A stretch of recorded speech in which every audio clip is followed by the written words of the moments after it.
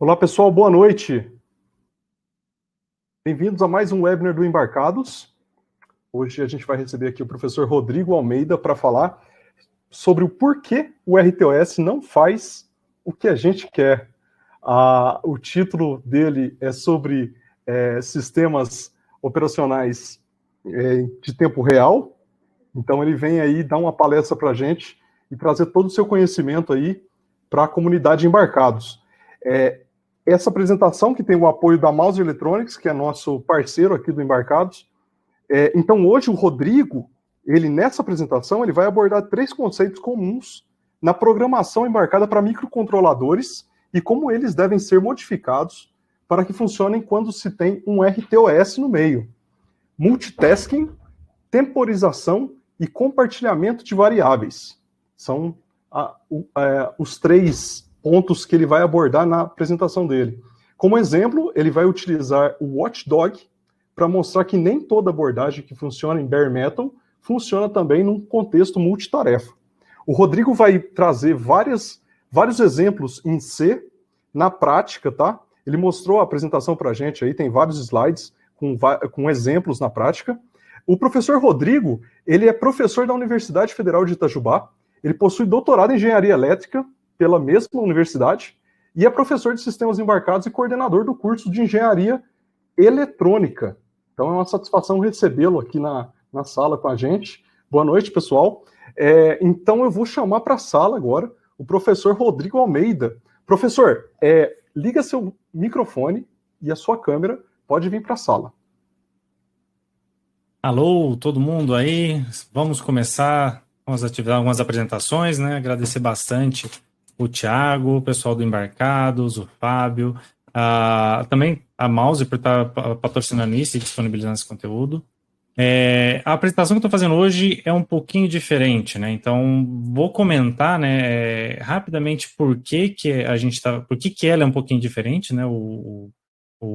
Como a gente vai modificar o porquê que isso é diferente, né? Então, isso é um dos motivos dessa diferença que a gente vai fazer hoje é do que eu estou comentando aqui também sobre mim, né? Eu tenho 10 anos como professor de sistemas embarcados, estou trabalhando já há 7 anos como curso. A gente fez um replanejamento muito grande do curso, então a gente pegou esse conhecimento que a gente tem aqui na universidade do andamento do curso e pensou o que não está sendo legal, o que a gente tem que fazer de diferente, né? O que tem que mudar com relação a isso. E a gente percebeu que existem algumas coisas comuns, existem algumas coisas que todos os alunos cometem os mesmos erros, que todo mundo acaba tendo os mesmos problemas, então a gente quer refazer isso, a gente está tentando implementar algumas maneiras diferentes de atender isso daí. Isso gerou um replanejamento do curso, a gente está com uma estrutura completamente nova para começar ano que vem, inclusive no portal do CNI, está o link aí depois se vocês quiserem entrar, no dia 30 a gente vai fazer uma apresentação sobre as mudanças que a gente está fazendo no curso, né, querendo ou não, a pandemia acabou impactando muito e gerando coisas interessantes, então a gente desenvolveu vários sistemas de aulas remotas, está aí o canal institucional, né, meu pela universidade. A gente está disponibilizando um conjunto grande de aulas e vídeos de programação embarcada lá do comecinho, começando com operação de bit, passando por criação de biblioteca, até chegar em criação, a implementação mesmo de sistemas multitasks e um pouquinho do que a gente vai comentar hoje. É uma iniciativa legal, a gente fez 120 kits eletrônicos e mandou para as 5 regiões do Brasil, né? Foi kit eletrônico para lá no Tocantins, para os alunos continuarem tendo as atividades. Então, o nosso objetivo é ser muito hands-on.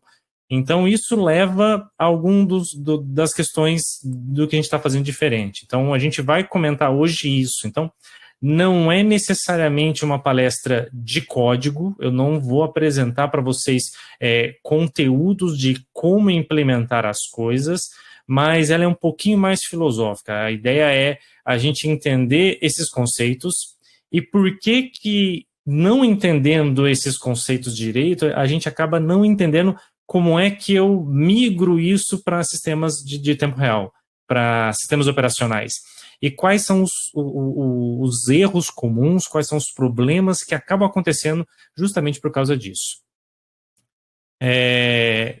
Só para começar, alguns disclaimers. A apresentação tem 100 slides, 45 deles tem código, 32 deles são de texto, 19 são de introdução, bate-papo, conclusão e títulos separando, mas o mais importante são 4 slides que a gente vai ter sobre filosofia. Tá? 3 deles a gente já vai matar agora e o último a gente vai deixar lá para o final. Então, a primeira questão são 2 frases do mesmo autor, né? Mas elas são bastante interessantes.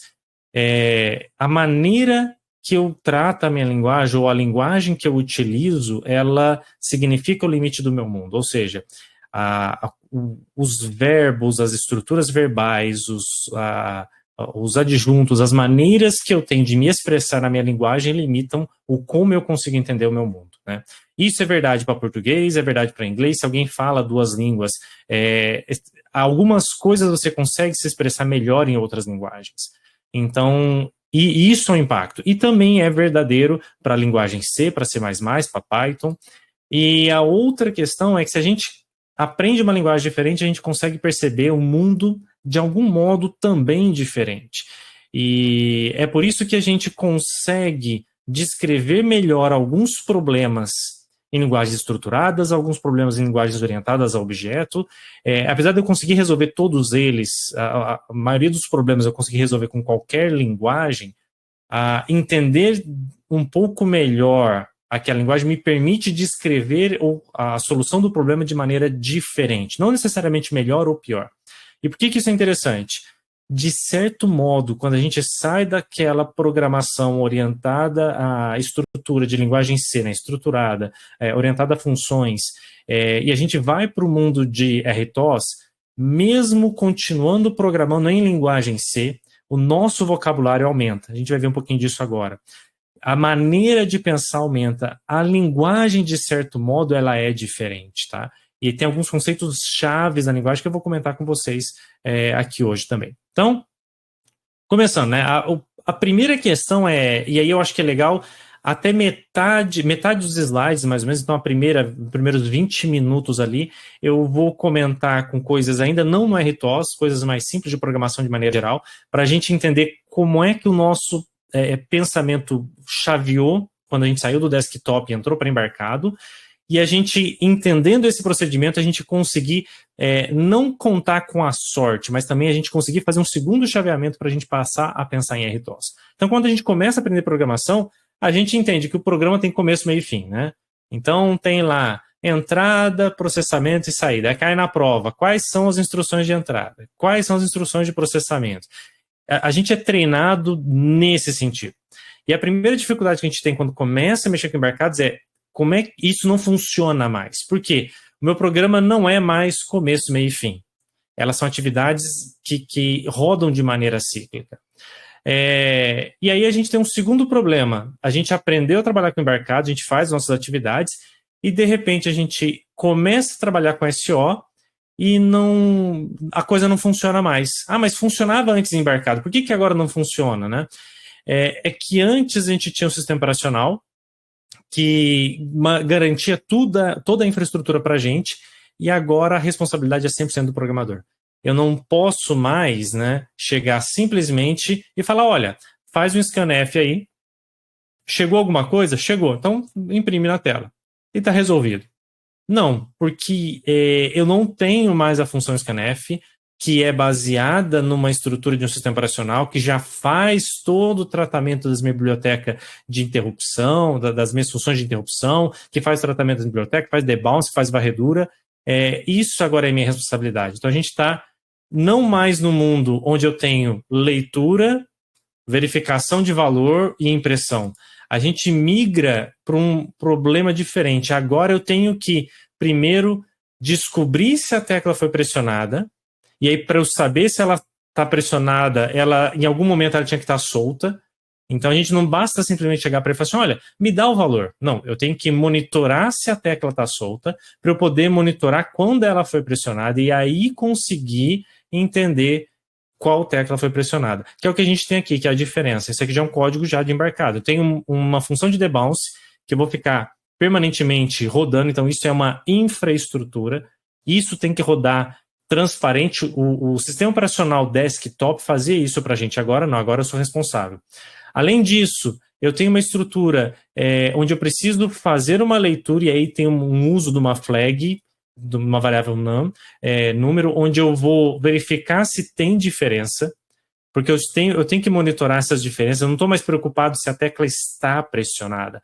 Normalmente estou preocupado se ela foi pressionada. E se ela foi pressionada e o valor é válido, aí eu posso partir para uma impressão.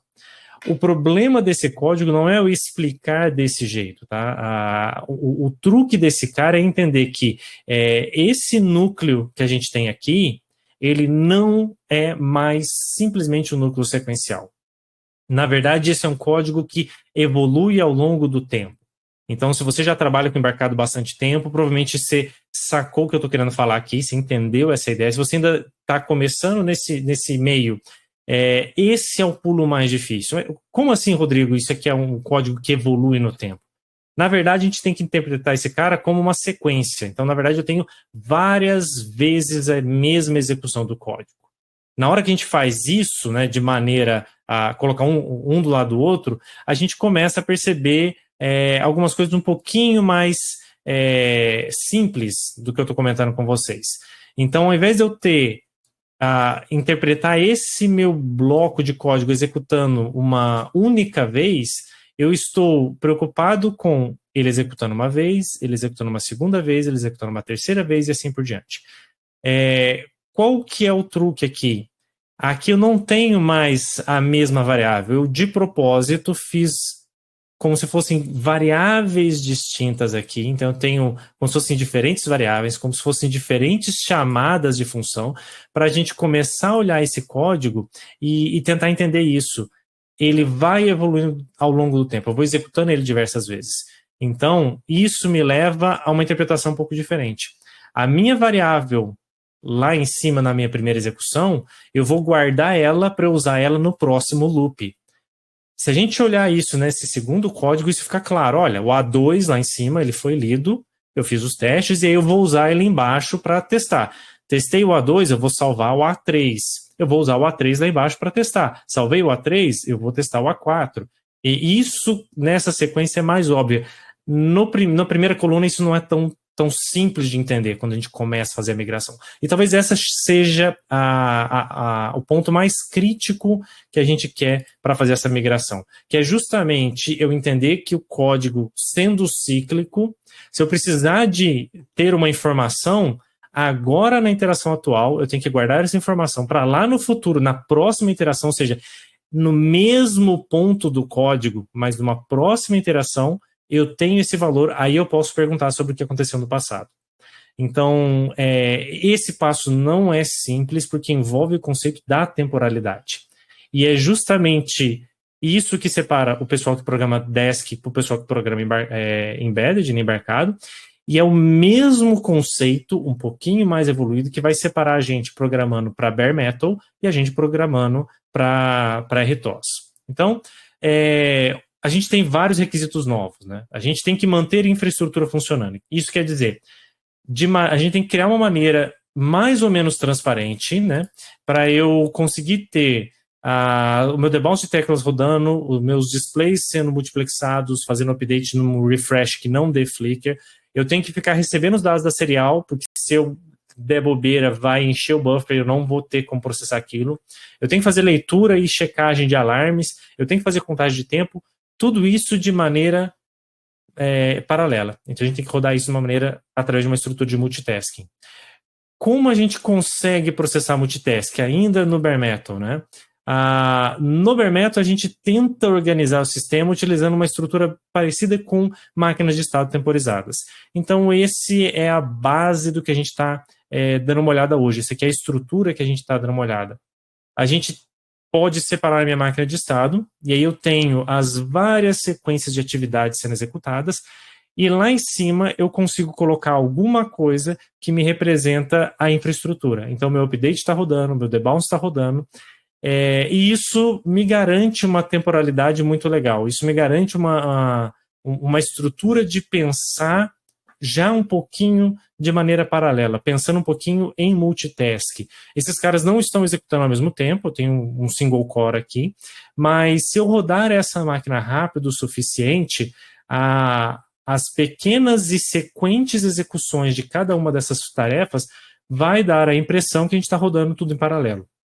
E é o efeito que normalmente a gente quer. Misturar um pouco da aplicação, que é o ler teclado, recebe serial, verifica o ADC, com a infraestrutura, que é o debounce, que é o update, que é a checagem de serial. Então essas são algumas coisas que a gente tem que fazer caber dentro do mesmo código. Tem a questão de temporização, né? Normalmente a gente tem dois problemas de tempo. Eu sincronizar algum evento, contar para poder fazer sincronia, ou a gente tentar responder o mais rápido possível a um determinado evento. São as duas questões de temporização mais comuns que a gente tem. Como é que a gente pode fazer para contar tempo? A gente pode fazer o próprio uso da estrutura de loop principal ou usar uma interrupção por timer, né? Dentro da estrutura principal, a gente pode dar um reset num timer lá em cima e fazer um timer wait lá embaixo. Então, eu faço esse passo, lá em cima eu faço esse reset, lá embaixo eu consigo segurar esse tempo. Aqui a minha máquina de estado está temporizada em 5 milissegundos. É sempre 5 milissegundos? Não necessariamente. Se todas as funções se comportarem muito bem, a gente pode ter uma garantia de 5 milissegundos legal. Se eu não conseguir atender, o que a gente faz? A gente quer aumentar a frequência. Então, em vez de 500 milissegundos no meu timer, eu vou colocar ali 100 nano. Desculpa, está errado ali, 100 micro, né? 100 microsegundos. O que acontece? Eu não vou só acelerar a frequência do meu pooling na minha máquina principal, mas eu vou sobrecarregar porque todo mundo vai ter que caber a execução desse tempo. Então pode não ser viável. Uma coisa que a gente pode fazer é colocar dentro das interrupções. Então eu vou checar as minhas informações e eu vou apresentar esses dados dentro das minhas interrupções.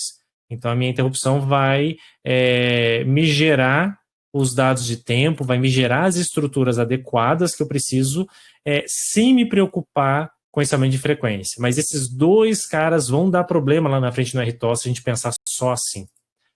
No final das contas, né, a gente tem uma maneira razoavelmente robusta que é o código que a gente está acostumado a usar. Então, eu queria chegar nesse ponto porque eu acho que é mais ou menos o que está todo mundo... É o ponto que a gente chega antes de ir para um SO, né, para um sistema operacional.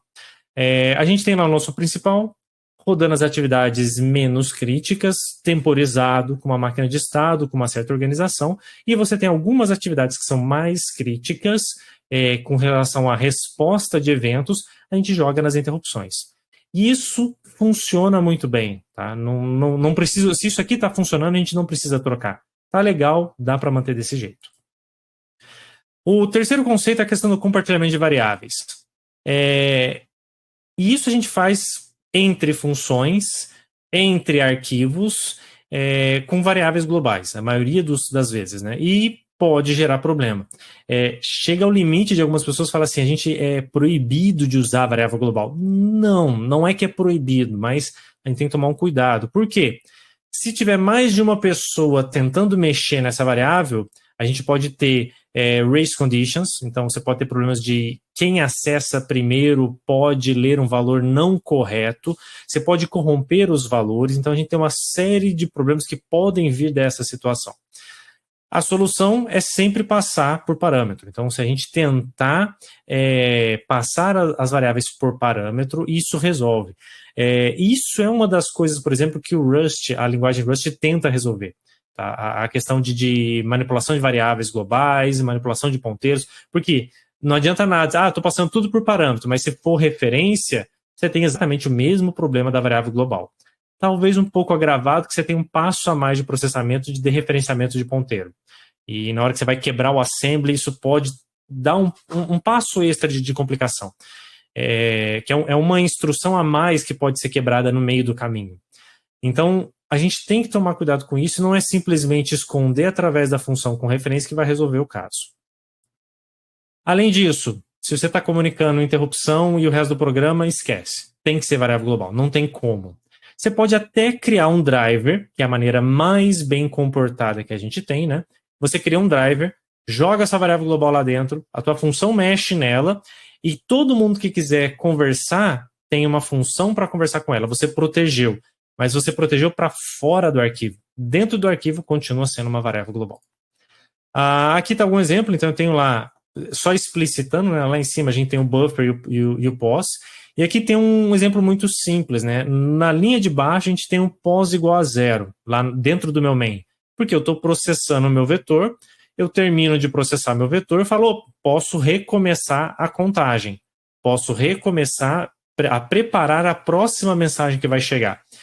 Mas no meio desse teste pos igual a 0, eu posso dar uma pausa por causa da interrupção, eu vou para o código de cima, ela altera a variável pos, na hora que eu volto aqui embaixo, essa variável está errada. E dependendo de como eu quebrei, se eu estou com um processador de 8 bits, se eu estou com um processador de 8 bits com uma variável de 32, uma variável de 16, isso não é atômico, então a gente tem uma série de problemas que podem acontecer. Então, essas são as complicações que podem ter. Então, de maneira resumida, né, essa primeira parte, para trazer todo mundo no mesmo ponto. A gente tem um problema, a gente tem 3 conceitos que não são triviais de aprender quando a gente sai do desktop e vem para embarcado, que é a questão do multitasking, que é a questão de temporização e a questão de compartilhamento de variáveis. Então, sim, eles são complicados de a gente fazer esse passo. Pegar esses mesmos 3 conceitos e migrar para um sistema de tempo real, a gente também tem alguns truques que a gente tem que preocupar. Então, não vai bastar instalar o SO, fazer alguns ajustes e está funcionando. A gente tem que mudar a nossa linguagem, a gente tem que repensar como a gente enxerga o nosso mundo. Em termos de conceito, tem mais 3 slides legais, né, para a gente dar uma olhada, que é a questão de como o Watchdog funciona, porque eu vou usar ele é um exemplo bem legal, aumenta a questão de confiabilidade, então é uma ferramenta que eu não gostaria, pelo menos eu falo isso para meus alunos, que ninguém vendesse um produto sem o Watchdog estar ligado. Então, se você está vendendo um produto sem o Watchdog estar ligado, na pior das hipóteses, vamos pensar assim, se ligar, mas o Watchdog dá muito trabalho para fazer funcionar. E aí sempre entra o orgulho do programador, né? Eu, Rodrigo, professor 10 anos numa universidade federal, você acha que eu vou fazer um programa errado? De jeito nenhum, nunca. Então, para que eu vou ligar o Watchdog? Vai funcionar, testei, está funcionando. Essa ultra confiança no código pode esconder algumas coisas, principalmente quando a gente vai para um sistema mais crítico, né, que tem umas interações um pouco maiores. Então, é sim bom a gente sempre usar esse cara. Como é que ele funciona? Ele é uma estrutura relativamente simples, ele tem um timer próprio, então tem um reloginho ali, eu posso habilitar ou não esse caminho. Normalmente, depois que a placa começou a rodar, o teu processador começou a funcionar, se você fecha essa chave, a única maneira de abrir de novo é resetar o micro, então é uma estrutura mais robusta em termos de seguro, né? Eu posso dividir esse tempo para demorar mais ou demorar menos, mas o grande funcionamento está ali naquele triângulo de comparação e as 2 variáveis na memória. Uma variável que é um relógio que está rodando diretamente e algumas vezes uma variável com valor final. Se por acaso o relógio rodar tempo suficiente e o valor aumentar o valor final, às vezes é o valor máximo, então você só vai fazer o overflow da variável, né? Mas se por algum momento ele passar aquele valor, eu reseto o micro. Eu desligo e ligo, tá? Qual que é a ideia? Se você tiver um código bem comportado, bem organizado, nunca você vai atingir o tempo de máximo desses caras. Você não vai conseguir estourar o tempo, porque vai estar bem organizado. Se por algum motivo, e pode ser os motivos mais absurdos possíveis, né? Caiu uma partícula alfa do espaço, bateu dentro do gate do teu transistor e flipou um bit de memória e aí o teu programa travou. Tá? Apesar de ser ridículo, tem um paper do Google de, acho que agora uns 10 anos, uns 7 anos atrás, que 20%, eles fizeram um estudo no prazo de 5 anos, 20% dos bancos de memória dos servidores deles sofreram alguma troca de bits aleatória. descarga eletrostática, por bombardeamento de partícula do espaço. Isso é muito mais complicado, por exemplo, a aeronave ou satélite, isso acontece com frequência muito maior. Então, como é que eu garanto que eu vou desligar e ligar a minha placa? Se o roteador da tua casa trava, você vai lá, dá um tapa nele, beleza. Se um satélite trava, não tem como. Então, eu brinco que o Watchdog é a nossa última tábua da salvação. A gente liga, porque se tudo der errado, ele vai desligar e ligar a placa. E a chance é que desligando e ligando, as rotinas de inicialização voltem a funcionar e a gente tenha uma placa funcional novamente. Mas ele não é para manter o sistema funcionando. Ele é para se nada mais funcionar. E quando eu me preparo para trabalhar com ele, eu tenho que andar na linha. Não dá para fazer um código aleatório, ligar o Watchdog e achar que vai funcionar. Não vai funcionar. Então você tem que ser muito mais criterioso. É uma maneira de nos forçar a manter as estruturas e padrões e arquiteturas que a gente bolou para o nosso sistema. No final das contas, se você tiver um código minimamente organizado, colocar para funcionar é fácil. A gente tem nosso sistema padrão, que eu vou usar. Esse aqui é o padrão que a gente vai usar em todos os testes daqui para frente, não todos os exemplos que eu vou dar. Eu tenho lá a minha interrupção, que está rodando de tempos em tempos.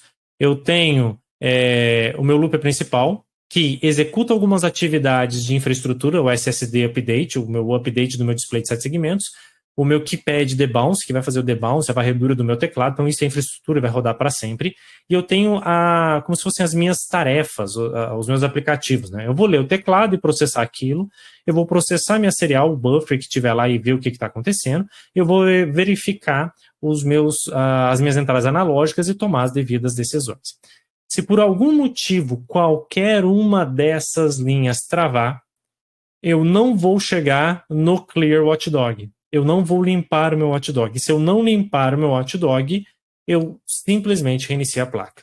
Inclusive a interrupção. Se a interrupção travar, imagine que tivesse algum loop de teste dentro da minha interrupção.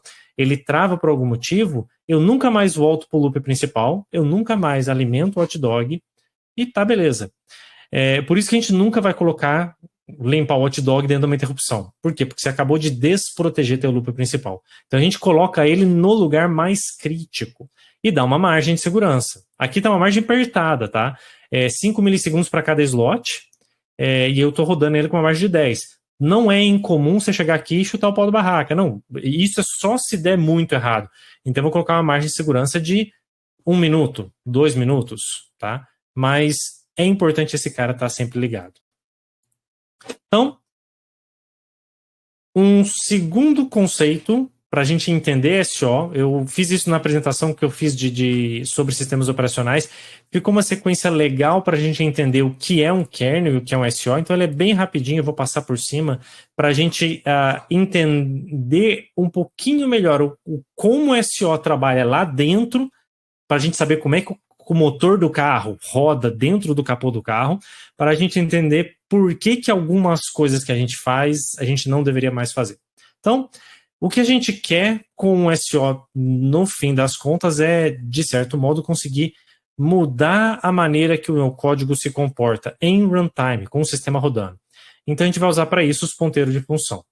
Ponteiro de função é um ponteiro normal, mas que guarda o endereço da função, ele não guarda o endereço de uma variável. Como é que ele funciona?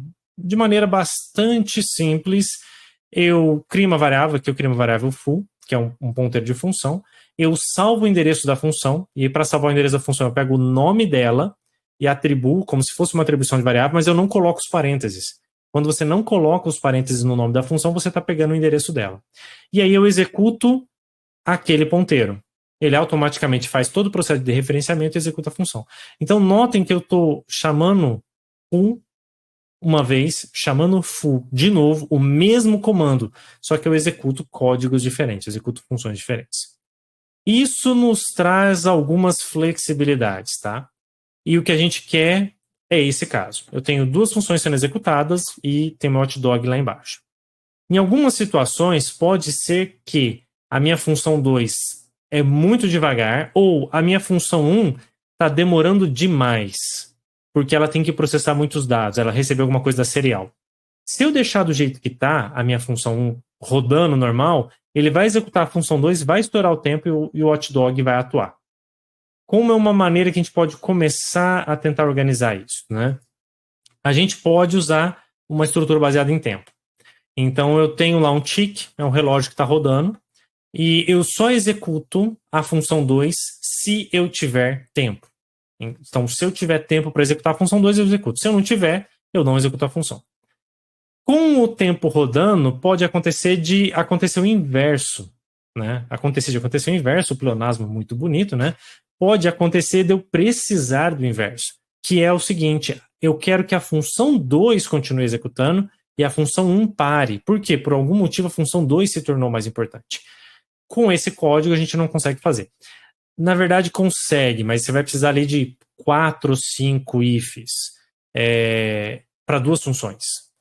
Ah, tá, mas se eu adicionar uma terceira função? Você já está lá em 9 ifs. Então, assim, não escala essa estrutura. O que a gente faz é fazer o uso, aqui montando, né, que a gente quer fazer essa troca, a gente vai fazer o uso de ponteiro de função. Não mudou nada, eu só coloquei os ponteiros para funcionar. Aqui eu estou usando os ponteiros do mesmo jeito, mas eu estou usando aquele if. Começa a ficar interessante aqui. Eu agora tenho um único lugar que eu chamo a minha função. Então lá embaixo eu chamo as funções de um único lugar, só que eu delibero qual é o valor de quem eu tenho que chamar no código de cima. E isso me permite começar a pensar em trocar o valor dessas variáveis. Se a gente colocar isso num vetor, em vez de ter várias funções e vários identificadores, eu colocar todos os endereços num vetor, eu consigo manipular essas funções. Então, é a mesma... Isso é estranho, quem nunca mexeu com ponteiro de função deve estar achando estranho, mas para que eu vou usar tudo isso? É a mesma resposta do para que eu vou usar vetor? Quando a gente começa a aprender lá em linguagem C, você fala, mas vetor, para que eu vou usar vetor? Por que eu vou usar um ponteiro, né? Na hora que você entende como você faz para usar, abre um conjunto de opções, você começa a ter um conjunto de habilidades que você consegue fazer com código que você não conseguia fazer antes. Então, até aqui não tem absolutamente nada de extraordinário. O código a gente consegue fazer sem o vetor e sem o ponteiro de função. O próximo passo, a gente só organizou isso, mas é interessante que agora eu consigo fazer essa estrutura, tá? Eu consigo montar uma estrutura antes de chegar na minha execução lá embaixo. Então, eu vou olhar no tempo. Eu tenho bastante tempo? Tenho. Ainda está menos de 5 milissegundos. Então é o seguinte, vai executando em sequência. Executa a primeira, depois a segunda, depois a terceira, depois a quarta tarefa e vai fazendo isso. Espera aí, se eu tiver entre 5 e 10, eu estou com pouco tempo. Então eu vou executar só as tarefas de 0 a 2. Se eu tiver com muito pouco tempo, passou de 10, só executa a tarefa 0. Então aqui a gente está criando uma estrutura de prioridade de uma maneira elegante. Eu tenho um único ponto onde eu executo essa tarefa e eu tenho uma estrutura de decisão onde eu decido qual posição do vetor que eu quero executar. Tá? Então isso é uma maneira relativamente elegante. E o legal é que isso daqui é um kernel. Então esse trecho de código é exatamente o jeitão de código que eu vou ter dentro do meu kernel. Então, o que o kernel vai fazer? O que o SO vai fazer? E por que às vezes a gente não entende o funcionamento dele? Dentro dele, ele vai ter uma estrutura baseada em ponteiros de função, onde ele tem a regra dele de como ele vai escolher a função que vai executar. Então, não é mais nós que escolhemos a sequência das funções que eu quero executar. Eu deleguei isso para o meu sistema operacional.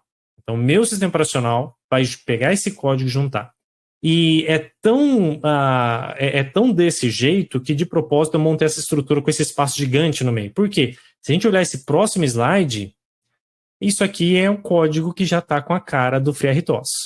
Ou já traz o feeling do que eu tenho dentro do FreeRTOS.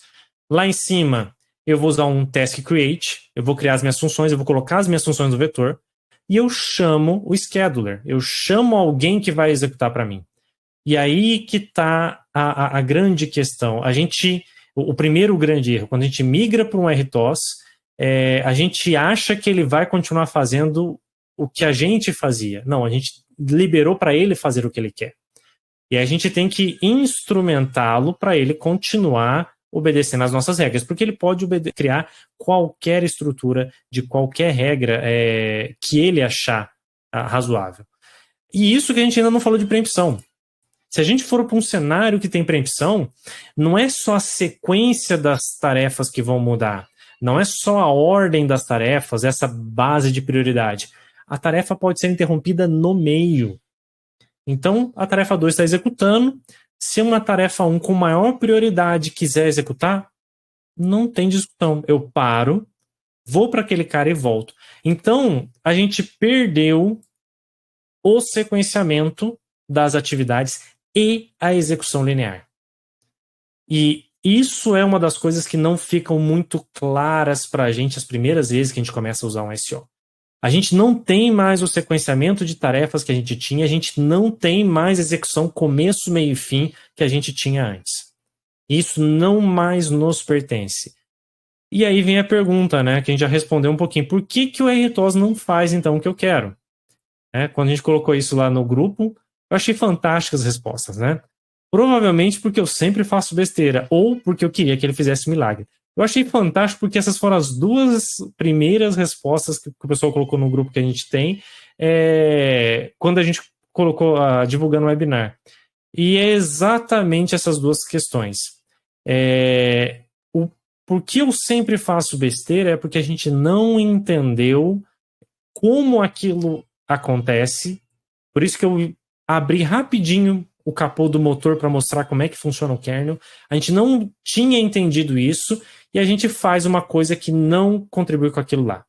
E o segundo, a gente acha que ele vai fazer milagre. Nossa, não está dando tempo, estou perdendo os prazos. Instala o RTOS, que agora é de tempo real, ele vai garantir os prazos seus. Não tem milagre, né? Então, vamos lá. Os 3 conceitos. Multitask. A gente normalmente ignora a ideia que cada tarefa é independente. A partir de agora, cada tarefa é um aplicativo que está rodando independente na hora que quiser, do jeito que quiser e se quiser.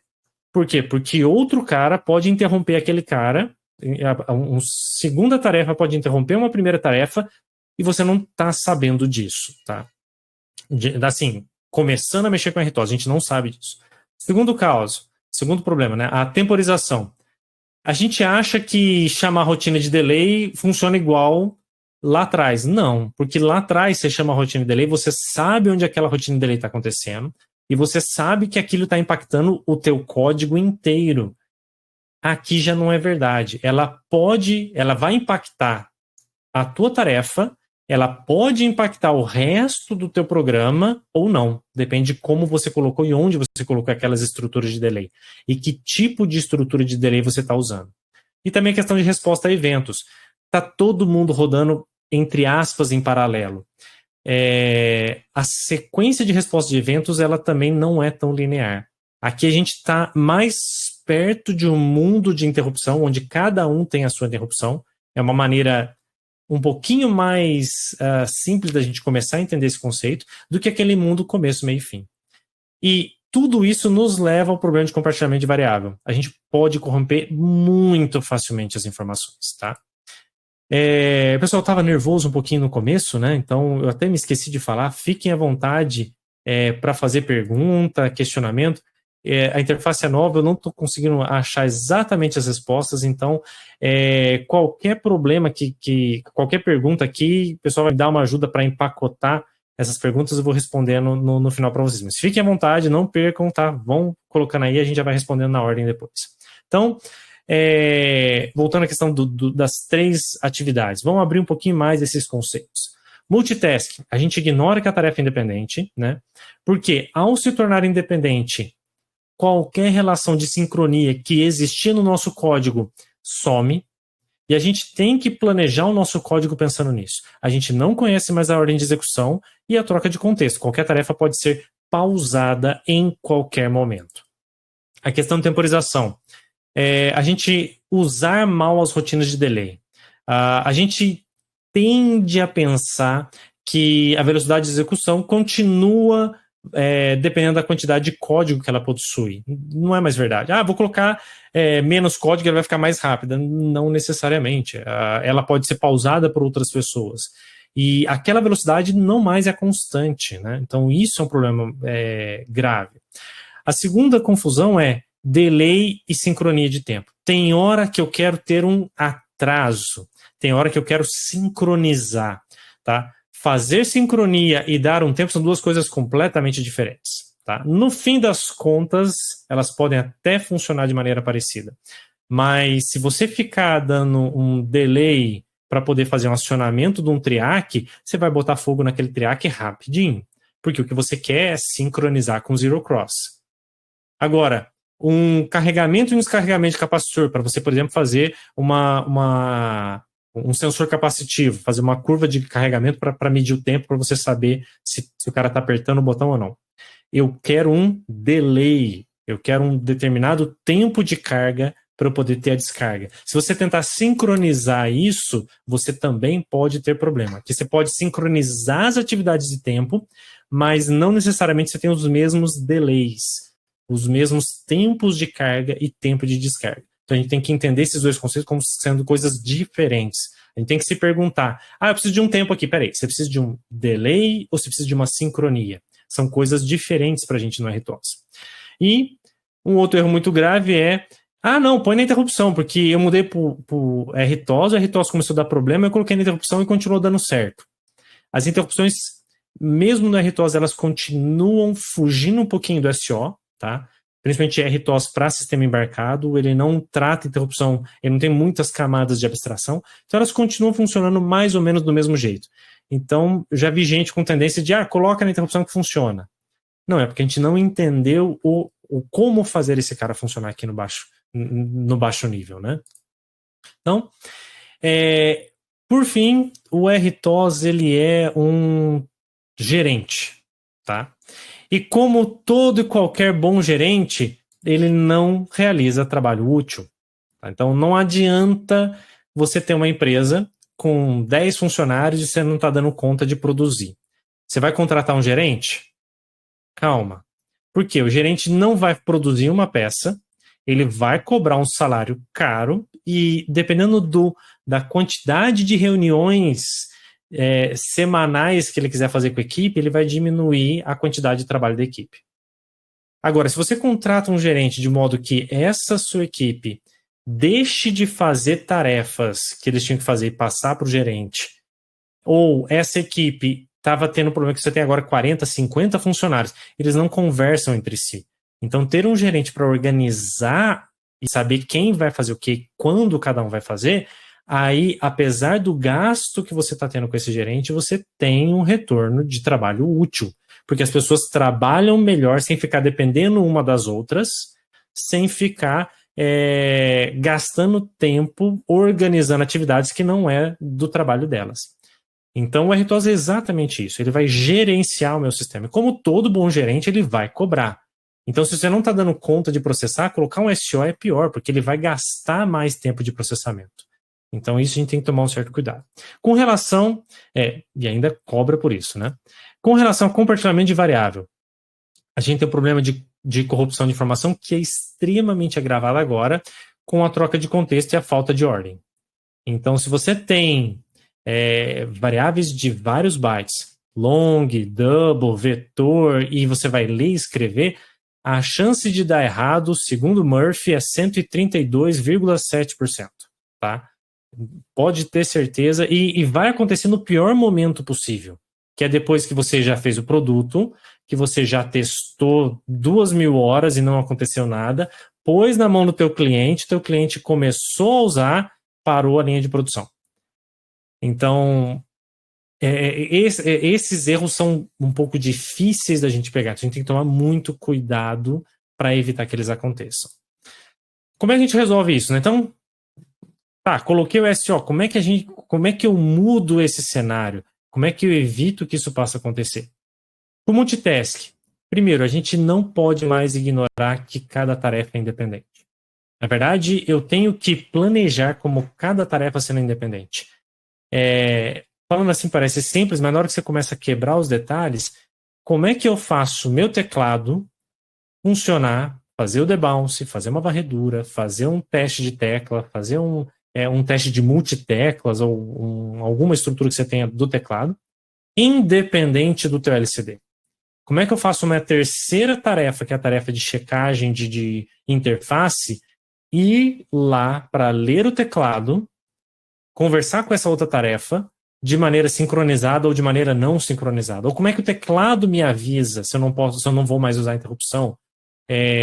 Planejar no ambiente multitasking é um segundo, como eu comentei com vocês no comecinho, é uma outra linguagem. A gente tem que começar a entender esse idioma. E eu vou comentar um pouquinho dos novos verbos que a gente ganha, né? Não só as palavras reservadas da linguagem em si. A gente ganha verbos novos que o SO entrega para a gente. Temporização. Definir explicitamente onde eu tenho tempos de execução e onde eles são essenciais. E compartilhamento de variáveis, toda interação entre entes, entre estruturas, tem que ser mediada pela SO. Vamos um pouquinho mais fundo, né? Como é que a gente planeja cada tarefa como individual? Elas têm que ser independentes. Se a gente tiver interação temporal entre duas atividades, essa atividade tem que ser executada depois dessa atividade. Essa atividade tem que esperar tal evento e tal evento. O RTOS entrega para a gente uma estrutura de semáforos e mutexes. Então a gente consegue criar uma estrutura de semáforo e falar, olha, a tarefa A vai esperar o semáforo. Quem vai ligar o semáforo é a tarefa B. A gente nunca precisou pensar nisso, porque lá em Bare Metal, se eu tenho uma linha aqui e uma linha embaixo, uma é depois da outra. Não tem como ser diferente. Aqui eu não tenho mais isso. Então, toda tarefa que a gente for pensar, toda vez que a gente for precisar tangenciar ou tocar ou conversar com qualquer outra coisa, a pergunta que a gente tem que fazer isso é uma interação temporal? Então agora eu tenho que aprender a usar semáforos e mutex. A gente aumentou o nosso vocabulário, a gente aumentou a quantidade de verbos da nossa linguagem C, por assim dizer, né? E eu posso trazer esses caras para a gente colocar. Se a gente tiver uma interação de informação, tarefa A conversa com tarefa B, tarefa A conversa com driver F, a gente pode usar as filas. As filas são sistemas de compartilhamento de informação justamente para isso. Eu posso usar a variável global como text? Isso é basicamente uma fila. Pode, sem problema algum, mas é a ideia que a gente quer aqui. Então, a gente observa se tem algum problema também em pausar o código. Essa é uma segunda questão.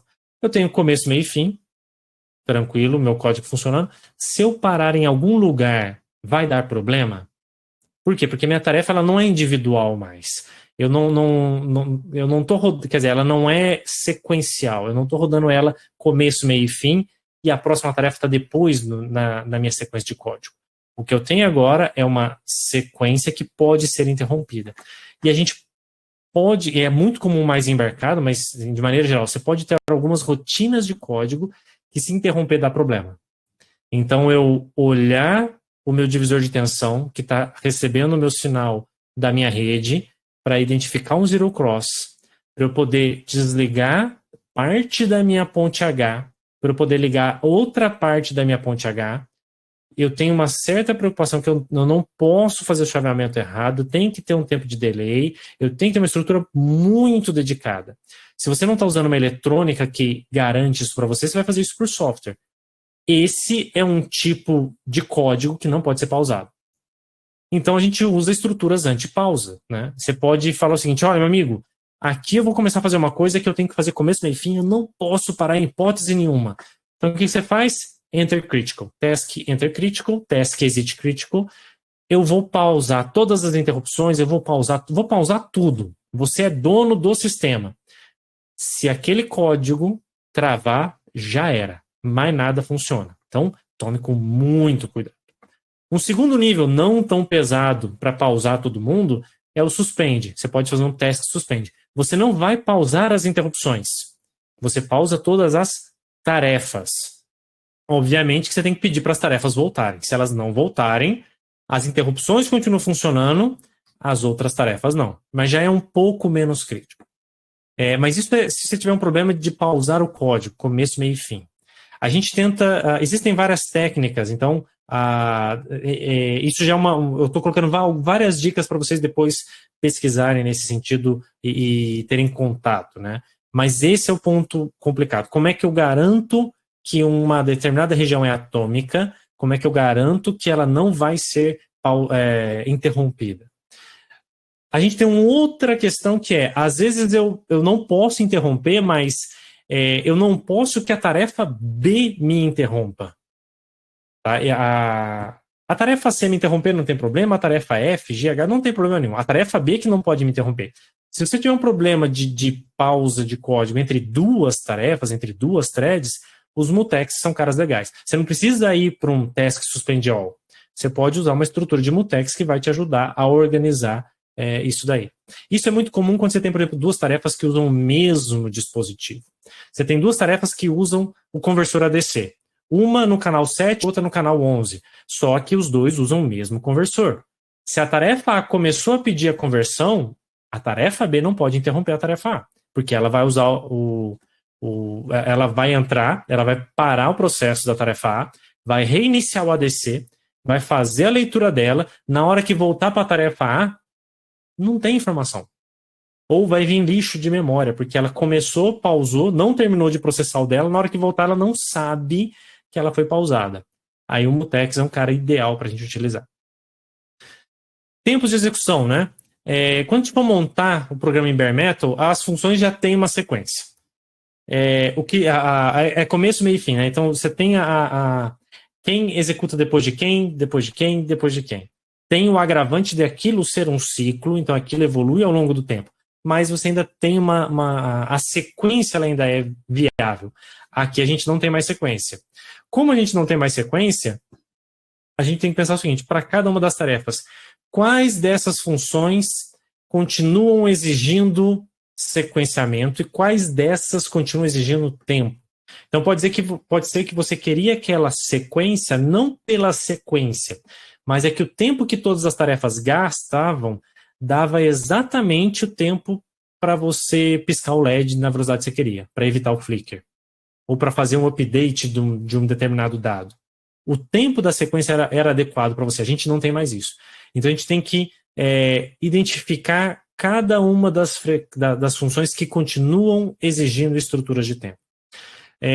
A gente tem que ver se ela precisa de tempo fixo de execução, de sincronia. Se é uma sincronia dela com ela mesma, a gente tem a função delay until, que resolve, ou se eu só preciso de um tempo fixo, se eu preciso de um atraso antes da próxima atividade, não preciso de sincronia, a gente usa o delay. E muito cuidado para verificar se o problema é de temporização ou é de sincronia.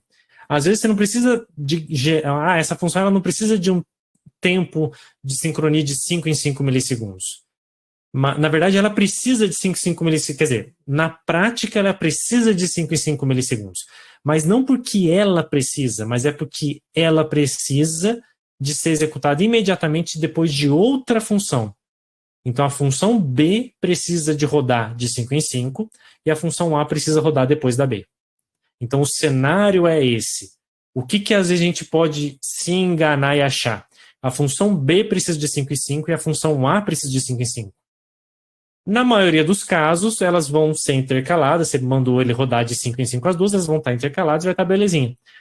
Por vários motivos de prioridade, de interrupções, de execução do teu código, elas podem desincronizar. E a A continuar sendo executada de 5 em 5, mas agora antes da B, ou até mesmo no meio da B, ela interromper a B para começar a executar. Então não é que eu precisava de tempo, eu precisava de sincronia. E esse é o tipo de problema que demora muito para acontecer, porque você coloca 5 milissegundos para as duas, você não percebe que, na verdade, a B precisa de 5 e a A precisa de ser depois da B. Então, por tabela, ela também vai ser de 5 em 5, mas não porque ela precisa ser depois da B. Mas você monta as duas com 5 e põe para rodar. Você precisa ter uma confluência de coisas acontecendo. Chegou um buffer muito grande pela serial, e aí você começou a perder muito tempo na interrupção. E aí a função B, por algum motivo, ela também usa alguma coisa que a função C usa. A função C travou, aí a função B travou para esperar a função C.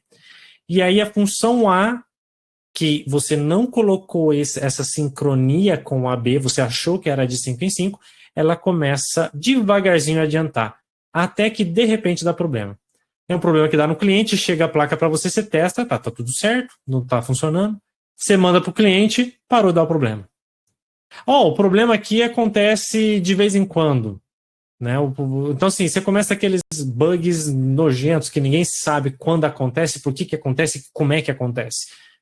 Por causa desse tipo de coisa, que depende de uma certa sequência de dados para aquele problema se manifestar. E é uma questão que a gente não interpretou corretamente como o tempo daquelas atividades devem ser feitos. Ou a gente confundiu tempo com sincronia. A última metodologia para a gente pensar, né, assim, toda interação ela tem que ser mediada pelo sistema operacional. Então, não adianta. Vai conversar alguém com alguém, você tem que pedir para o SO fazer a conversa. A gente não conversa mais direto. Então, a gente não tem mais variável global. Quer dizer, a gente não usa variável global, a gente deixa que o SO use. A gente não cria mais vetores aleatórios para conversar com a interrupção, a gente deixa que o SO converse. Que tipo de interação que a gente tem? A gente tem interação temporal e sequencial, que a gente já comentou.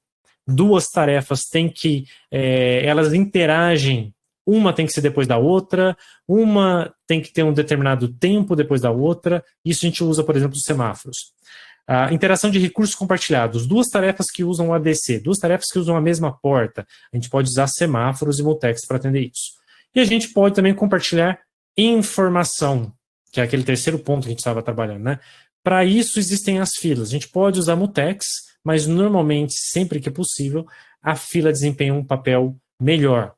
É mais caro? É mais caro. Ela gasta mais processamento e mais memória, mas é um pouquinho mais robusto.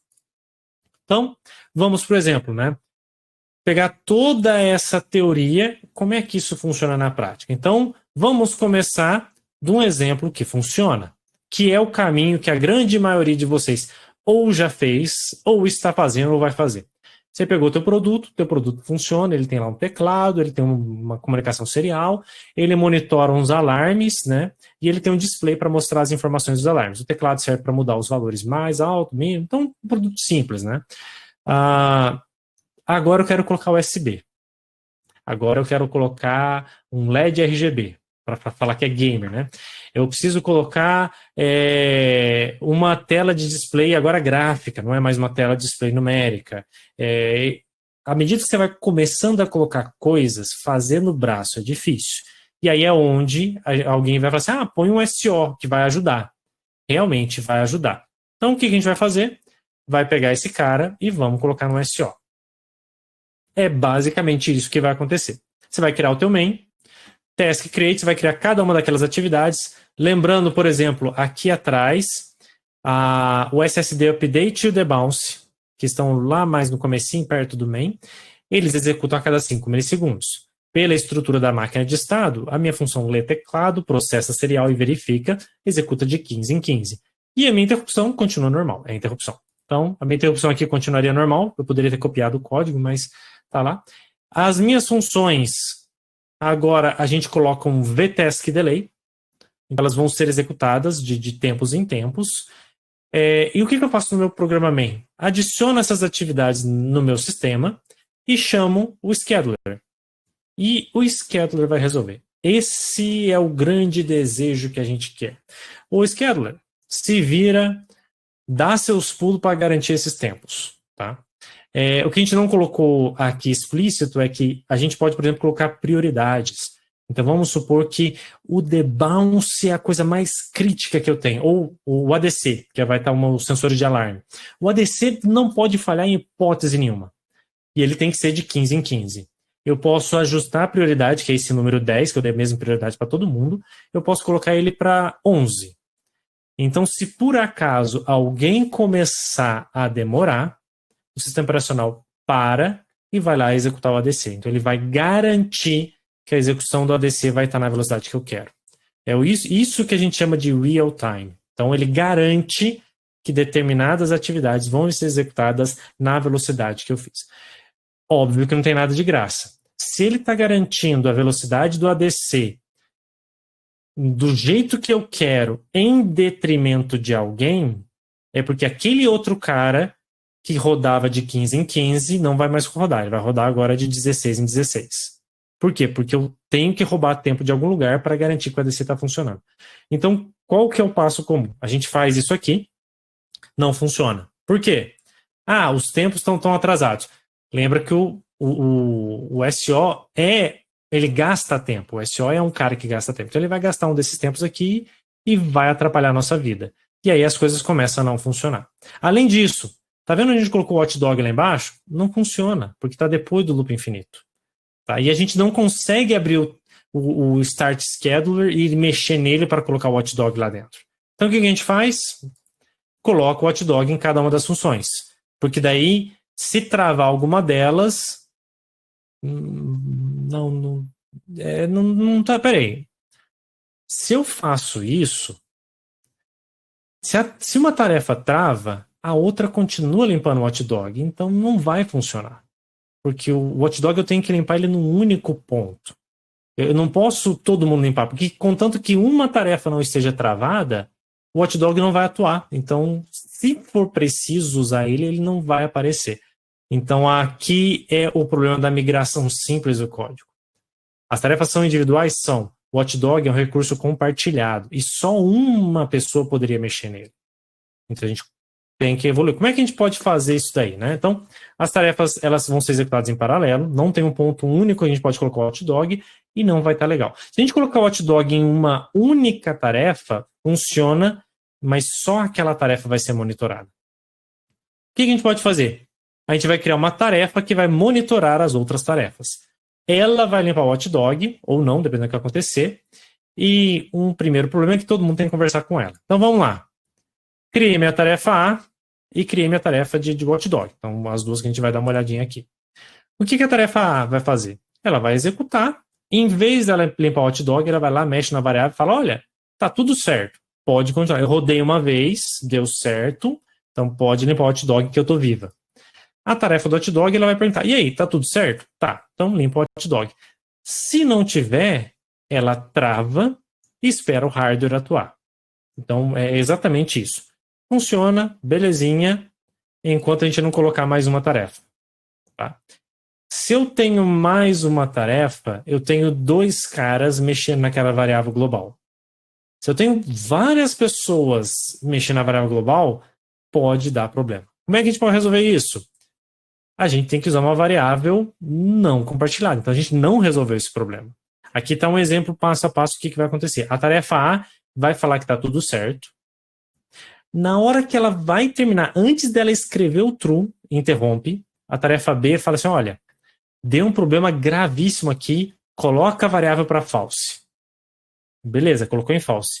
Volta para a tarefa A. A tarefa A estraga o sinal da tarefa B porque ela volta a colocar o true, porque só faltava isso para ela fazer.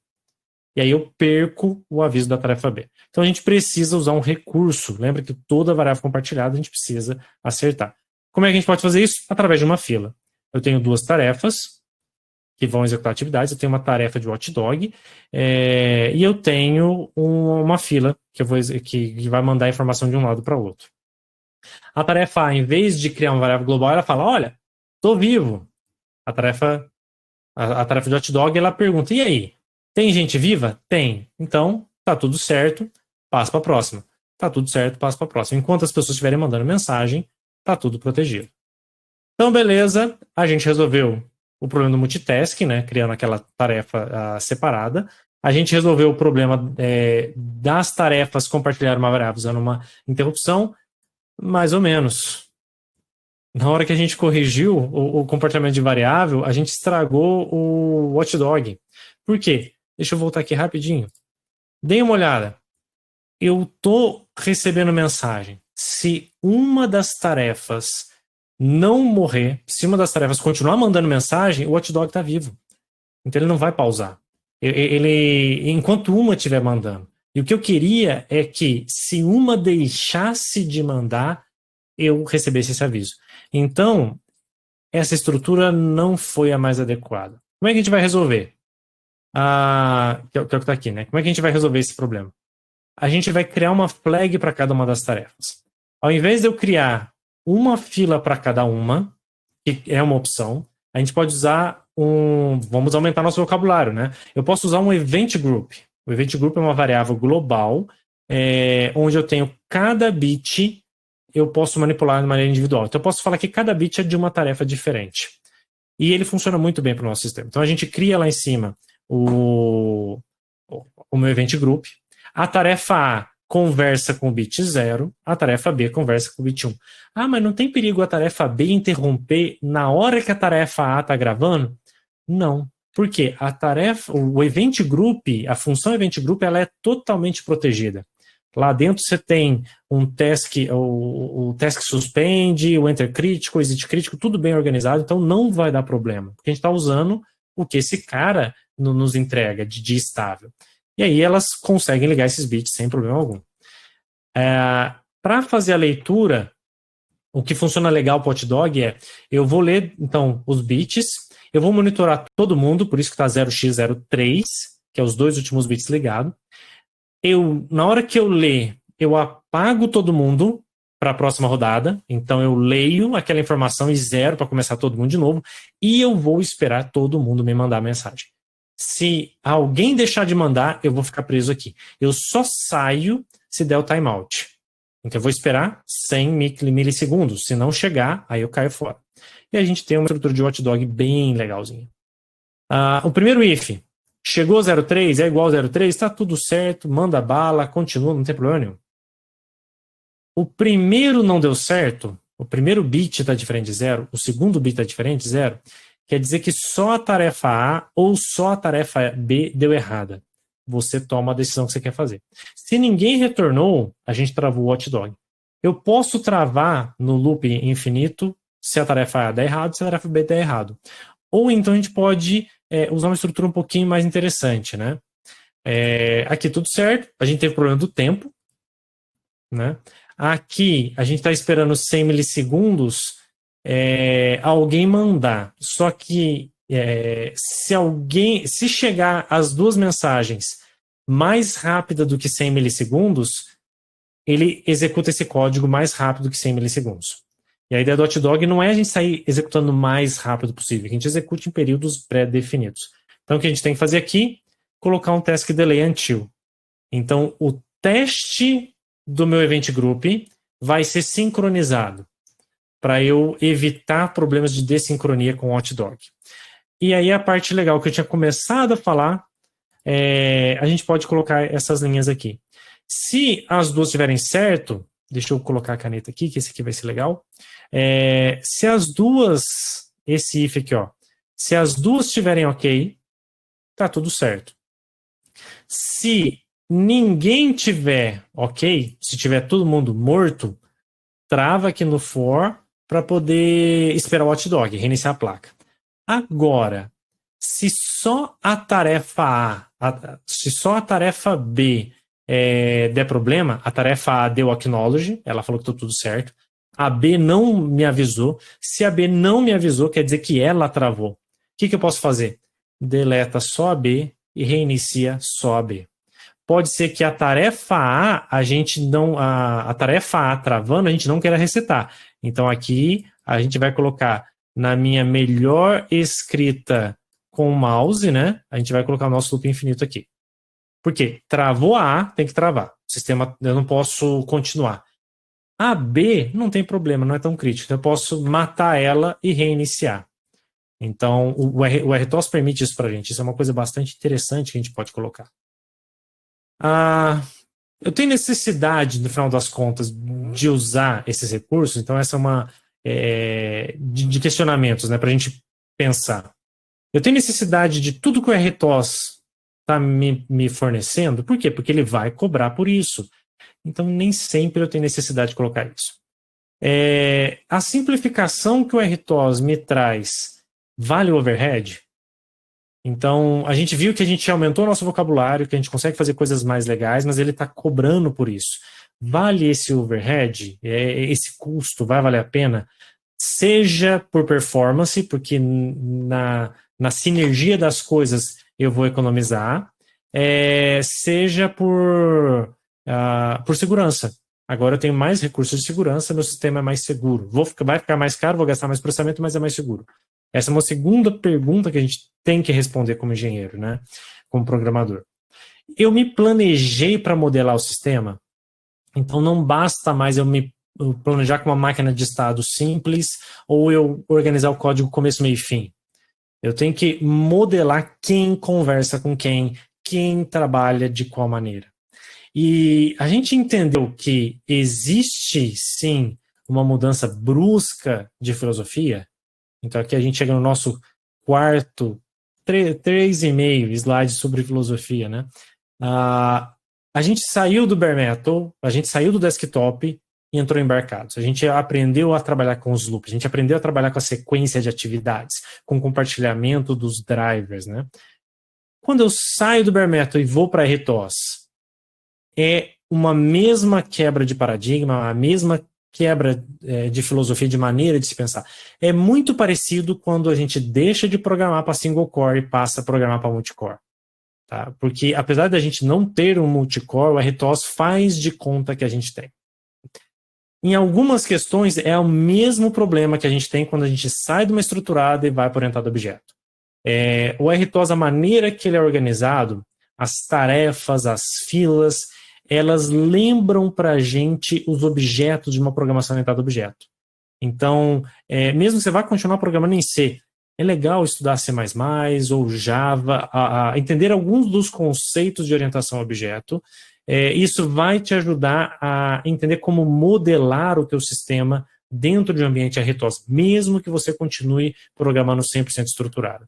Então, essas mudanças são o que a gente tem que se preocupar em visualizar. E por isso que eu lá no começo gastei um tempinho para explicar a diferença de desktop para embarcado, para que, na expectativa de que vocês, relembrando o passo e a mudança que vocês tiveram que fazer na mentalidade de vocês para sair do desktop e vir para embarcado, para vocês perceberem que esse mesmo tipo de mudança a gente tem que sair do bare metal para entrar no RTOS. Uma frase bem legal, assim, sempre existe uma solução conhecida para uma solução simples conhecida para qualquer problema humano, que é linda, que é plausível e que é errada. Então, é fácil, vai, coloca e tá, provavelmente, se tá falando que é fácil, é só fazer e ajustar e corrigir, é simples, não. Não quer dizer que seja complicado o meu sistema quando a gente vai para RTOS. Parece complicado no começo, mas na verdade ele é trabalhoso. Ele dá trabalho. Você tem que gastar mais tempo organizando como a coisa vai fazer. Não necessariamente que é difícil. Mas a gente não pode, só por caminho de funcionava assim lá atrás, vai funcionar igual. A gente tem que tomar um certo cuidado com isso. Rapidinho para gravado aqui. Fiquem à vontade para entrar em contato comigo, a gente vai talvez responder algumas perguntas, abrir um tempo agora para a resposta. Eu estourei em 12 minutos, na verdade o Thiago me roubou 5 minutos lá no começo, né? Então eu estourei só por 7 aqui. Fico à disposição para bater um papo e conversar com vocês, ou responder algumas das dúvidas que possam ter surgido aí. Muito obrigado, professor. Professor, gostaria de te agradecer em nome da comunidade Embarcados, de todos nós que estamos aqui assistindo, né? O pessoal que vai assistir depois também no YouTube. Obrigado pela sua disponibilidade, por ter vindo aqui compartilhar seu conhecimento com a gente. Você já fez várias apresentações no Embarcados. Muito obrigado mesmo, tá? Pela sua disponibilidade. Tem algumas perguntas, sim. Eu anotei 3 perguntas aqui. Vamos lá. Pessoal, mandem perguntas aí, pessoal que estiver no chat agora. Vamos lá. O Lincoln Wallace fez a seguinte pergunta. Em um sistema de captação de dados, onde é necessário garantir uma frequência de amostragem dos sensores e o armazenamento de dados, o RTOS seria uma boa opção ou, pelo custo do processamento serial, seria ideal optar por uma máquina de estados? A primeira pergunta é quanto dinheiro você tem? Então, qual que é o processador que você está usando? Se tem margem, se tem espaço, pode ser interessante a gente colocar um RTOS. Não vale a pena ir para isso, coloca, porque você está falando ali talvez de amostragem de sensores, que é uma estrutura bem sequencial. Eu vou mostrar sensores, vou processar, vou fazer um pré-processamento de alguma coisa, vou armazenar isso. Eu não tenho várias fontes de entrada, você não tem vários recursos que você precisa ficar gerenciando ao mesmo tempo. Então, não tem um LCD gráfico, então o sistema acaba sendo simples. uma máquina de estados resolve. Se você puder organizar isso com RTOS, eu acho que é um pouco... Você está usando uma bazuca para matar o teu mosquito, mas se a tua bazuca custar o mesmo preço do 38, vai com ela. Por quê? Porque no futuro vai ser mais fácil você expandir o teu sistema. Agora, não, eu estou trabalhando num produto que eu já tenho um certo gargalo de preço, então eu não consigo, o meu processador é limitado, as minhas memórias, minhas estruturas são limitadas. Pode ser que não valha a pena ir para esse lado, você vai gastar muito mais tempo com isso, tá? Mesmo que você tenha dinheiro suficiente, o produto caiba, o processo caiba, dependendo da velocidade que você tem que entregar isso para o mercado, faz bare metal, faz uma máquina de estados simplona, entrega a tua primeira versão, e aí com o tempo, quando vier necessidade de aumentar, você migra para uma plataforma um pouco mais complexa. Tá joia, obrigado, professor. Professor, só para deixar registrado aqui na gravação, e para você também, né? Olha só, o Fábio, o Flávio, o João, o Carlos Eduardo, Luiz Henrique, Jorge Augustin, Alexandre, Wellington, Charlie, Henrique, todo mundo dando os parabéns. Muitas pessoas aqui falando que foi a melhor apresentação que já viram. Eu recebi também mensagens aqui elogiando a sua apresentação, com a sua didática, né? Incrível, viu, professor? Eu vou deixar o link para o seu canal, para o pessoal assistir suas aulas. Pessoal, tá rolando aula, já tiveram 6 aulas de microcontroladores. Não é isso, o professor? 8 aulas agora. Serão 14 semanas de aula, então já no canal já todas as próximas lives já estão todas agendadas, é toda quarta-feira, 1h30 ao vivo, mas fica gravado permanente para o canal. Os slides eu acabo liberando também, slides, notas de aula, tá tudo disponível para quem quiser. E aí é bem básico, então como é que eu faço para fazer leitura de tecla? Como é que eu faço para mexer com display, para fazer com PWM? A próxima da semana que vem vai ser PWM e ADC. Como é que eu crio biblioteca? Como é que esses caras se comportam? Mais ou menos essa pegada. Tá, joia. Obrigado, professor. Eu deixei o link da primeira aula no chat aqui. Tem uma segunda pergunta, que é a pergunta do Cauã. Ele pergunta quais os problemas podem ocorrer se eu utilizar um sistema que utiliza 2 placas com microcontrolador distintos, um rodando RTOS e o outro rodando bare metal. E estas 2 placas se comunicam o tempo todo, por exemplo, um display e uma placa de controle, né?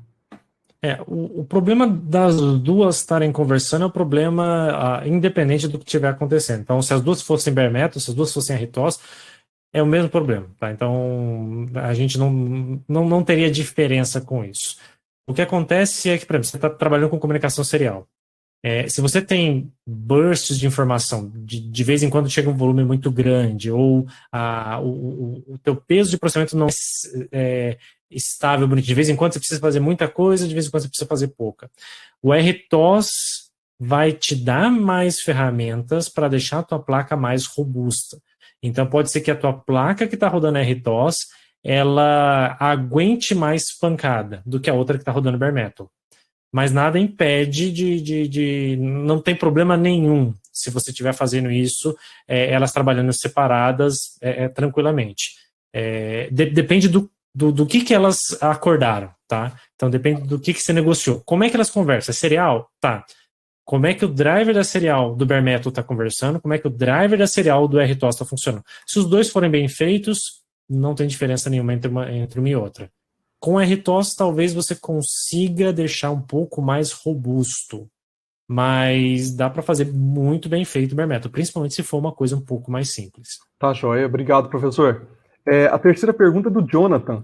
Ele pergunta o seguinte: como fazer essa transição de bare metal com Watchdog Timer para RTOS POSIX como NetX, por exemplo? A mesma ideia. Todos os sistemas operacionais, POSIX, não POSIX, eles entregam... o que o RTOS entrega para a gente? Tá? Então, por que eu quero usar um RTOS? Por causa de algumas abstrações. Quais abstrações? Abstração de tarefa. Essa ideia de eu conseguir pegar um pedaço de código, transformar em uma aplicação, transformar em uma tarefa, e esse cara roda independente. Essa abstração os SOs me entregam. POSIX ou não POSIX. Sistemas de sincronia e conversação. Então, mutex, semáforos e filas. Tá? Basicamente é isso que a gente tem quando a gente tem um SO. E aí a gente consegue gerenciar esses caras. A ideia para migrar para o POSIX seria exatamente a mesma. Talvez ele não tenha o Event Group igualzinho o RTOS. Então, o que você pode fazer? O FreeRTOS, né? Você pode criar a tua variável global com os seus bitzinhos e usar um mutex para proteger essa sua variável, tá? Então, o mutex protege a variável, então você vai recriar a ideia do Event Group. Mas a questão de um processo gerenciando o watchdog e os outros todos conversando com ele se mantém. O Nutex, se eu não me engano, ele tem mais uma camada de abstração que a gente não tem no FreeRTOS, que é a questão de driver, tá? Você conseguir separar, depende se você tiver um processador que permite isso, você separar em kernel mode, user space e kernel space. Eu não lembro se ele tem essa implementação para todo mundo, né? Mas se tiver isso, você pode, em vez de criar um processo que cuida do teu do watchdog, você cria um driver que cuida do watchdog. E aí todo mundo pede para o SO para conversar com aquele driver, e aquele driver faz o papel do que eu mostrei aqui para vocês com a tarefa. Então a ideia é a mesma, você conseguir encapsular o watchdog em um único lugar, de modo que uma única pessoa converse com ele, e os outros conversem com ela. Aí você tem que tomar cuidado de a temporização desse cara estar correta, da maneira que eles conversam entre si estarem adequados, cada um ter a sua independência de variáveis e você tomar a decisão correta. A ideia é a mesma, a implementação pode até ser muito diferente, mas eu acho que é facilmente transposta. Tá, joia. Obrigado, professor. Tem uma pergunta do Alan. Na verdade, ele mandou duas perguntas aqui, eu já vou mandar as duas para você. Ele pergunta se é possível prever qual é o aumento de custo de processamento / recurso computacional entre uma aplicação bare metal e com RTOS, com a mesma funcionalidade. Então, essa é a primeira pergunta. Segunda pergunta é se o FreeRTOS é um dos mais populares, ele afirma, o FreeRTOS é um dos mais populares, né? É uma boa escolha para se iniciar com o uso de RTOS? Então vamos lá.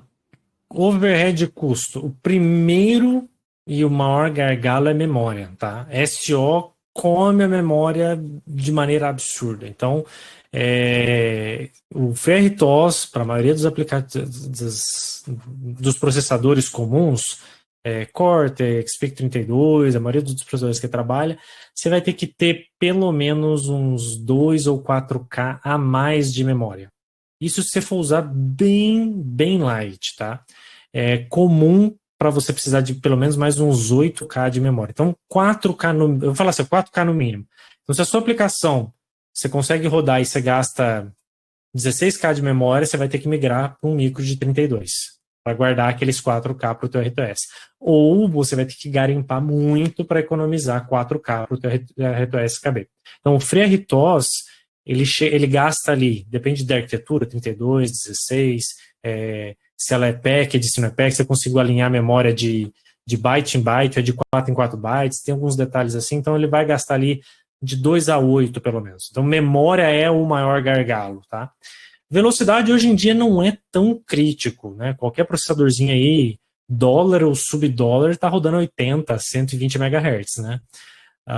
Mas ele chega a gastar ali os últimos testes que eu fiz, chegava ali de 2 a 5% da CPU. Então, se você está com uma CPU de 80 MHz, instalar o RTOS, ela vai cair para uma de 75, tá? Ela vai ser o equivalente a uma de 75. Tá. Então, dependendo de como você fazer o setup. O processamento não é tão crítico, mas a memória ele vai comer um tantinho razoável. Tá, joia. O Wellington, ele afirma aqui, ele pergunta, né, sobre o impacto da utilização do FreeRTOS do ponto de vista de licença de software.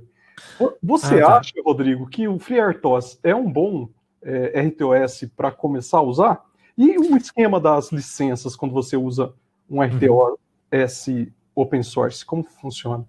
Desculpa, Thiago e a Alan, eu esqueci de responder a sua segunda pergunta, né? O Thiago foi educado para não falar que eu esqueci, ele perguntou de novo, né? Mas, assim, o RTOS é um cara legal para começar.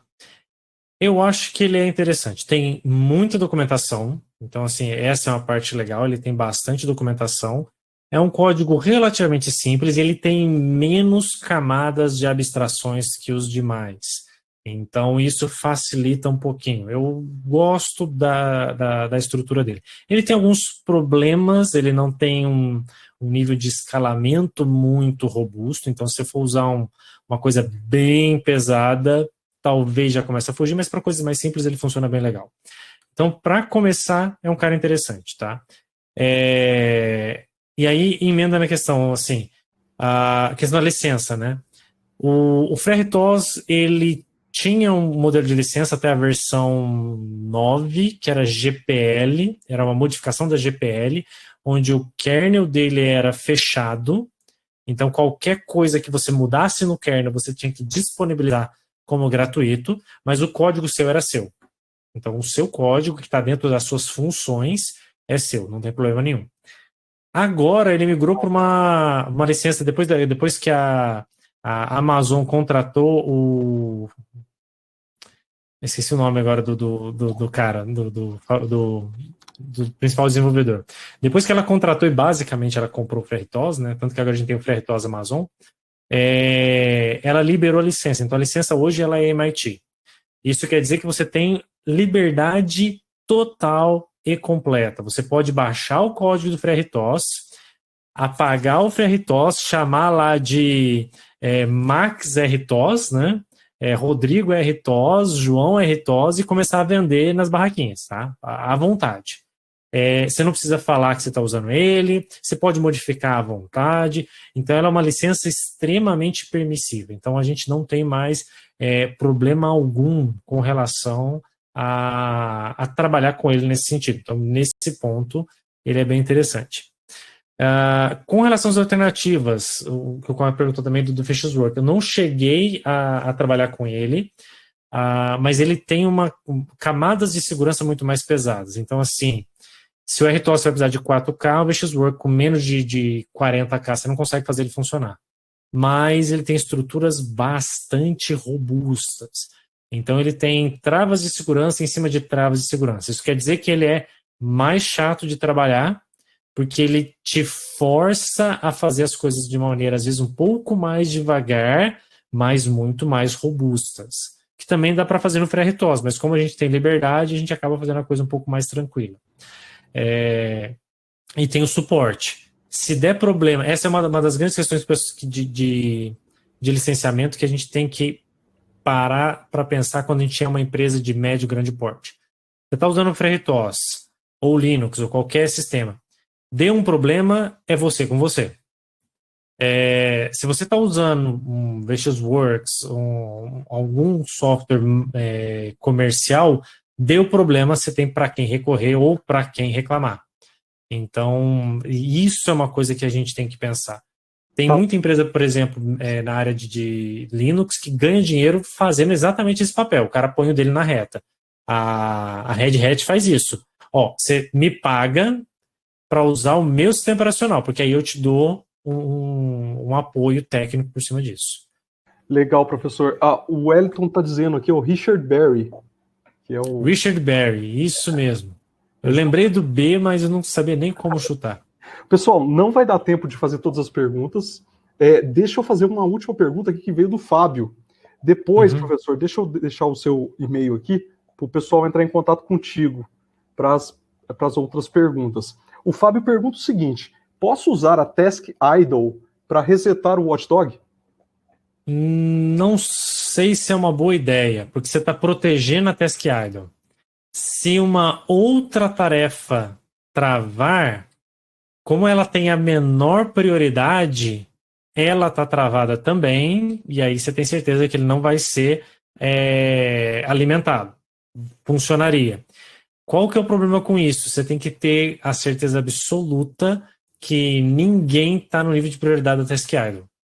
Se ninguém estiver no nível da prioridade da Task Idle, tranquilinho, você coloca lá. Tá. Se alguém travar, vai travar numa prioridade mais alta, não vai deixar a idle executar e isso funciona. Só que você perde uma grande vantagem que a gente começa a ter se puder usar o FreeRTOS.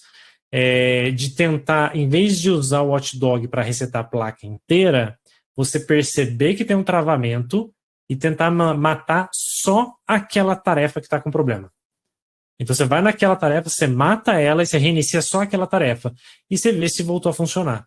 Então você não perde a placa inteira, você consegue segmentalmente voltar. Isso a gente não consegue fazer muito legal só colocando na idle. A gente vai ter que colocar na idle, mas vai ter que usar a mesma estrutura de event flag, de fazer as estruturas de comunicação. Mas é uma opção, sim. Tá, joia. Muito obrigado, professor Max. Abrir minha câmera aqui também. Muito obrigado, em nome de toda a comunidade do Embarcados, em nome aí do pessoal que veio aqui, ficou até agora assistindo, o pessoal que vai assistir no YouTube também, obrigado demais. Tranquilo. Pessoal, à disposição, vocês têm meus e-mails, se quiser entrar em contato, a gente está à disposição. Pessoal de indústria aqui, fica à vontade de mandar e-mail, estou com uma lista de alunos recém-formando, tá, para entrar em estágio, a gente faz parceria, a gente comenta, a gente apresenta para vocês, a gente está à disposição para qualquer negócio. Tá, joia. Pessoal, o e-mail do Max está aí, tá, do professor Rodrigo Almeida. Fique à vontade para mandar e-mail para ele. Obrigado demais, viu, Max? Pessoal, spoiler, vai ter um evento online o mês que vem, e o professor Rodrigo já topou apresentar durante o evento. Obrigado, professor. Obrigado mesmo. Boa noite. Tranquilo, pessoal, valeu. Boa noite, pessoal. Visitem o YouTube do Embarcados, tem muito webinar gravado lá, tá? Tem mais de 110 webinars disponíveis. A gente faz o webinar aqui quase toda semana. É isso aí. Obrigado, pessoal. Obrigado, professor. Valeu. Até mais. Tchau, obrigado. Pessoal. Um abraço especial para todo mundo que ficou na sala até agora de noite. E também, claro, para a Mouser Electronics, que patrocinou esse evento. Então, é isso aí. Obrigado. Tchau.